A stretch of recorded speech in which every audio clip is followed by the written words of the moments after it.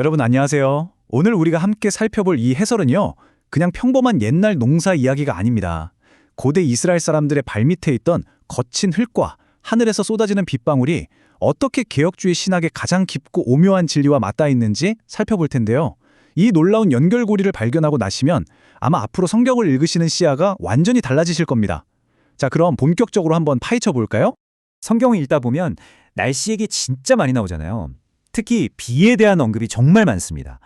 솔직히 우리 현대인들한테 비는 그냥 오늘 우산 챙겨야 하네 정도의 귀찮은 기상현상일 수도 있는데요. 하지만 고대 이스라엘 텍스트에서 비는 결코 단순한 날씨 그 이상이었습니다. 그것은 말 그대로 삶과 죽음을 가르는 문제였고 하나님의 절대적인 은혜를 보여주는 상징 그 자체였죠. 도대체 왜 그랬을까요? 그래서 오늘 우리는 아주 물리적인 흙바닥 이야기에서 시작해서 초월적인 신학 이야기까지 쑥 들어가 볼 겁니다. 메마른 땅, 파정을 돕는 이른 비, 추수를 돕는 늦은 비, 그리고 여기서 얻을 수 있는 세 가지 놀라운 신학적 교훈까지 쫙 한번 훑어보겠습니다. 첫 번째로 우리가 짚고 넘어가야 할 배경은 바로 이스라엘의 메마른 땅과 생명의 비입니다. 이스라엘 기후, 혹시 잘 아시나요? 여긴 1년이 딱 두 계절로 극명하게 나뉩니다. 5월부터 9월까지는 그야말로 숨막히는 여름 건기예요. 떼약볕에 수분이 다 날아가서 땅이 바위처럼 딱딱하게 굳어버리죠. 그러다 10월부터 4월까지 겨울 우기가 오면 드디어 생명을 주는 비가 쏟아집니다. 죽음과 생명이 교차하는 진짜 드라마틱한 대비죠. 근데 여기서 제일 중요한 숫자, 바로 0입니다. 놀라지 마세요. 무려 5개월 동안 이어지는 이 길고 긴 여름 건기 동안 하늘에서 떨어지는 빗방울이 말 그대로 0, 단 한 방울도 없습니다. 강우량이 0이에요. 이 혹독한 계절이 지나고 비가 오지 않으면 농사는커녕 생존 자체가 불가능한 겁니다. 당시 농부들이 하늘만 쳐다보면서 얼마나 애타게 비를 기다렸을지 상상이 가시죠? 자, 그럼 이제 두 번째 이야기, 이른 비에 대해 살펴볼까요? 그렇게 기나긴 가뭄과 절망 끝에 드디어 하늘에서 첫 번째 생명의 신호가 떨어집니다. 우기의 시작을 알리는 이 첫 비를 히브리어로 요레, 그러니까 이른 비라고 부르는데요. 보통 양력 10월 말에서 12월 초에 내립니다.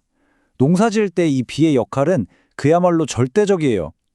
여름 내내 쩍쩍 갈라지고 돌덩이처럼 굳어있던 땅에 이 비가 흠뻑 스며들면 땅이 마법처럼 부드러워지거든요. 이 과정 없이는 쟁기질? 꿈도 못 꿉니다. 이 요래가 쏟아져야만 비로소 농부들이 밭을 갈아엎고 생명의 씨앗을 뿌릴 수 있는 거죠. 개혁주의 신학은 바로 이 물리적인 현상에서 기가 막힌 영적 비유를 찾아냅니다. 딱딱한 흙을 부드럽게 녹이는 이 이른 비가 영적으로는 은혜의 시작을 의미한다는 거죠. 왜 우리 마음도 죄나 고통에 찌들면 그 여름철 흙바닥처럼 굳어버리잖아요. 하나님께서 성령을 통해 그 굳어버린 마음을 촉촉하고 부드럽게 기경하시는 마중물 같은 역사를 뜻합니다. 내 마음이 먼저 은혜의 비로 젖어들어야만 말씀의 씨앗이 심길 수 있다. 정말 깊고 아름다운 통찰 아닌가요? 자, 이제 농사 사이클의 끝부분으로 가보겠습니다. 세 번째, 늦은 비 이야기입니다. 싹을 틔우는 것만큼이나 중요한 게 또 잘 거두는 거잖아요. 이 결실을 위해 반드시 필요한 두 번째 핵심 강우, 바로 말코시라고 불리는 늦은 비입니다. 양력으로는 3월 말에서 4월경, 6월절 즈음에 내리는데요. 이때 농부들 긴장감이 진짜 최고조에 달합니다. 겨울간에 열심히 자라난 밀이랑 보리가 이제 막 알을 꽉꽉 채워야 하는 타이밍이거든요. 이 늦은 비가 수분을 쫙 공급해줘야 곡식이 아주 알차게 여뭅니다. 근데 만약에 이 결정적인 순간에 비가 안 온다. 그럼 알곡은 안 차고 텅 빈 쭉정이만 남아서 그의 농사를 완전히 망쳐버리게 되는 겁니다. 이른 비가 시작이었다면 이 늦은 비는 그야말로 완성입니다. 영적으로 보면 이건 구원의 완성, 그리고 성도의 삶 마지막 순간에 부어주시는 성령의 아주 강력한 역사를 상징해요. 험난한 신앙의 여정 끝에 결국 풍성한 영적 열매를 맺게 하시는 하나님의 최종적인 은혜라는 거죠. 시작하신 분이 끝까지 책임지고 열매 맺게 하신다. 진짜 든든해지는 메타포죠. 머릿속으로 전체 흐름을 한번 싹 정리해 볼까요? 10월에 이른 비가 와서 밭을 갈고 파종을 합니다. 그리고 우기 동안 곡식이 쑥쑥 자라죠. 그러다 3, 4월에 늦은 비가 내려 알차게 결실을 맺고 추수한 뒤 다시 그 뜨거운 여름 건기로 들어가는 겁니다. 고대 이스라엘 사람들은 이 1년의 기후 사이클, 이 생생한 시간과 공간 속에서 매일매일 하나님을 경험했던 겁니다. 그렇다면 여기서 우리는 뭘 배울 수 있을까요? 네 번째 파트, 세 가지 신학적 교훈으로 넘어갑니다. 자, 여기서 정말 흥미로운 점이 하나 있는데요. 옛날 사람들이 겪었던 이 흔한 날씨의 변화가 기가 막히게도 세 가지 핵심적인 신학 테마로 딱 정리된다는 사실입니다. 바로 철저한 의존성, 약속과 순종, 그리고 인내의 훈련입니다. 하나씩 차근차근 들여다보겠습니다. 첫 번째 교훈을 제대로 이해하려면 이웃나라 이집트랑 살짝 비교를 해봐야 해요. 이집트에는 거대한 나일강이 있습니다. 사람의 힘으로 수로를 파고 발로 물을 대서 어떻게든 농사를 지을 수 있었어요. 사람의 노력과 기술이 통제권을 가졌죠. 근데 이스라엘은요? 이른바 천수답입니다. 버튼 눌러서 물 뿌리는 현대 농업이나 이집트식 농법이랑은 아예 차원이 달랐어요. 강물이 아니라 오직 저 위, 하늘에서 떨어지는 비에만 100% 의존해야 하는, 말 그대로 하늘만 쳐다보고 살아야 하는 땅이었던 거죠.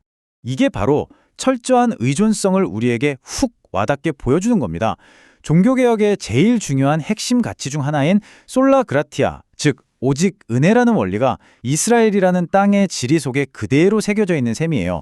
하늘에서 내리는 그 주권적인 은혜가 아니면 인간은 단 하루, 단 한순간도 생존할 수 없다는 걸 땅의 지형 자체가 매일매일 설교하고 있는 겁니다. 두 번째 교훈으로 넘어가 볼까요? 신명기 11장 말씀을 보면 이런 구절이 나옵니다. 너희가 만일 내 명령을 청종하고 여호와께서 너희의 땅에 이른 비, 늦은 비를 적당한 때에 내리시리니. 자, 이 말씀은요. 비가 단순히 기상청에서 내일 비 옵니다 하고 예측할 수 있는 기계적인 자연 현상이 아니라는 걸 콕 짚어줍니다. 고대 이스라엘 사람들의 세계관 속에서 날씨는 아주 깊고 관계적인 것이었어요.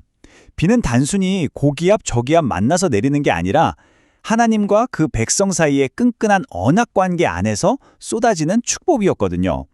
백성들이 하나님의 약속을 굳게 믿고 순종할 때 창조주께서는 가장 정확한 타이밍에 이른 비와 늦은 비를 내려주심으로써 자신의 신실하심을 증명하셨던 겁니다. 마지막 세 번째 교훈입니다. 신약 성경 야고보서를 보면 이 농사 비유를 가지고 아주 실천적인 가르침을 주는데요. 농부가 땅에서 나는 귀한 열매를 바라고 길이 참아 이른 비와 늦은 비를 기다리나니 라는 구절입니다. 생각해보세요. 아무리 유능하고 기술 좋은 농부라도 당장 비가 급하다고 하늘에 구름을 쥐어짜서 비를 내리게 할 순 없잖아요? 생명이 자라나는 건 인간이 억지로 멱살 잡고 앞당길 수 있는 영역이 아닙니다.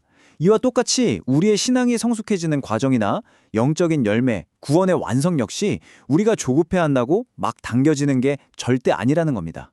우리는 그저 하나님의 완벽한 시간표를 온전히 신뢰하면서 잠잠히 인내하는 법을 배워가야만 하는 거죠. 자, 지금까지 살펴본 내용들을 하나로 쫙 모아볼까요? 이 표가 오늘 해설의 핵심을 기가 막히게 잘 보여줍니다. 진짜 놀라운 대칭 구조죠. 이른 비인 요레가 물리적으로 굳은 땅을 적시어 파종을 할 수 있게 해준다면 영적으로는 굳은 마음을 활짝 열어 은혜의 시작을 알립니다. 반대로 늦은 비인 말코씨가 곡식을 꽉 차게 여물게 해서 추수를 완성해준다면 영적으로는 우리 삶을 성숙하게 이끌어 은혜를 완성하는 거고요. 자연의 섭리랑 깊은 신학적 진리가 마치 거울처럼 서로를 완벽하게 비춰주고 있는 겁니다. 시작과 끝, 파종과 추수, 그리고 이른 비와 늦은 비. 고대 이스라엘 백성들은 매년 쉼없이 반복되는 이 거대한 기후의 사이클을 온몸으로 부딪혀 겪어냈습니다. 그리고 그 척박하고 메마른 현실 속에서도 때가 되면 어김없이 찾아오는 하나님의 신실하심을 뼛속 깊이 배웠죠. 하나님은 한번 시작하신 일은 반드시 끝을 맺으시는 분이라는 그 놀라운 사실을 매년 하늘에서 떨어지는 물방울을 통해 증명해 내셨던 겁니다. 자, 이제 해설을 마무리하면서 여러분 스스로에게 이 질문을 한번 꼭 던져보셨으면 좋겠습니다. 여러분의 마음과 삶은 지금 어떤 비의 계절을 걷고 계신가요? 혹시 삶이 너무 팍팍하고 오랜 가뭄으로 마음이 굳어버려서 나를 촉촉하게 적셔줄 첫 은혜, 이른 비가 간절히 필요하신 상태인가요? 아니면 기나긴 기다림 끝에 마침내 탐스러운 열매를 완성해줄 늦은 비를 잠잠히 인내하며 기다리고 계신가요? 여러분이 지금 어느 계절 한가운데 서 계시든 여러분의 그 척박한 땅 위에도 가장 완벽한 때 알맞은 은혜의 비가 흠뻑 내리기를 진심으로 바랍니다. 오늘 준비한 해설은 여기까지입니다. 이 놀라운 은혜의 비유가 여러분의 삶에 깊은 여운으로 남았기를 바랍니다.